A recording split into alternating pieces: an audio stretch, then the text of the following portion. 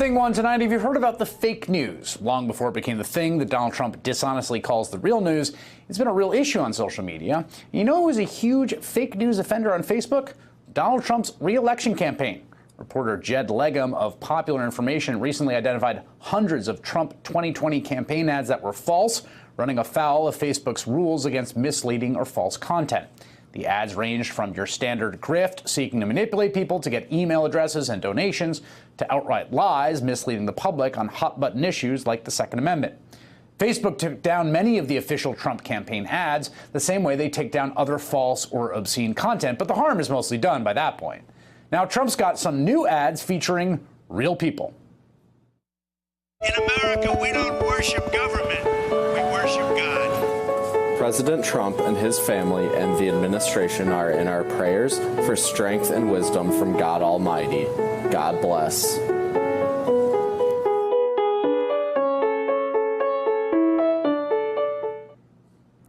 Now, if you watched that and thought, does Thomas from Washington look like a guy praying that hard for Donald Trump?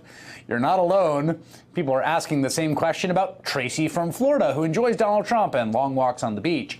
And that's because the people in the Trump ads are stock video models, of course, available for purchase on iStock.com for about $180 a pop. As the teeny tiny disclaimer at the bottom of those ads notes, they're actor portrayals of actual testimonies. You can decide for yourself if even that is true. So that's what the fake news arm of the Trump campaign has been up to. Tomorrow, we get to check in with the misappropriation of military resources and taxpayer dollars arm of the Trump campaign. The Trump of July is thing two in 60 seconds.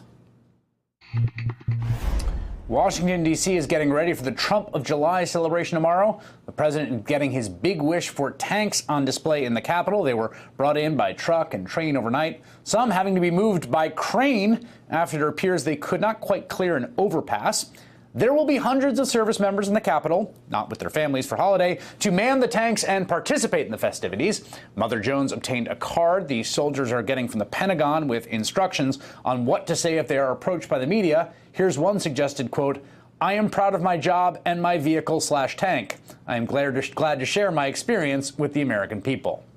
We know there will be flyovers showing off our military might in the sky as well, including the F-22 fighter, B-2 stealth bomber, and Navy Blue Angels. Plus, Trump wants the Air Force One plane, one of the Air Force One planes, to zoom overhead just as he takes the stage at the Lincoln Memorial. And don't forget the projected image from the 1969 Apollo 11 moon mission that he wants on the Washington Monument, because Space Force. All this so the guy can give a campaign-style speech on the public dime on the 4th of July. But there is one thing about tomorrow that Donald Trump cannot hijack. We've already declared tomorrow as Storm Team 4 Weather Alert Day. We want you to be prepared and ready. Check out your fireworks forecast over the few hours as you're maybe setting up down there. 89 degrees at 7 p.m. There's an 80% chance for storms at about 7 p.m. tomorrow. And that's going to be area-wide. And we say storms, we mean some very heavy rainfall and some strong gusty winds. Hey there, I'm Chris Hayes from MSNBC. Thanks for watching MSNBC on YouTube. If you want to keep up to date with the videos we're putting out, you can click subscribe just below me or click over on this list to see lots of other great videos.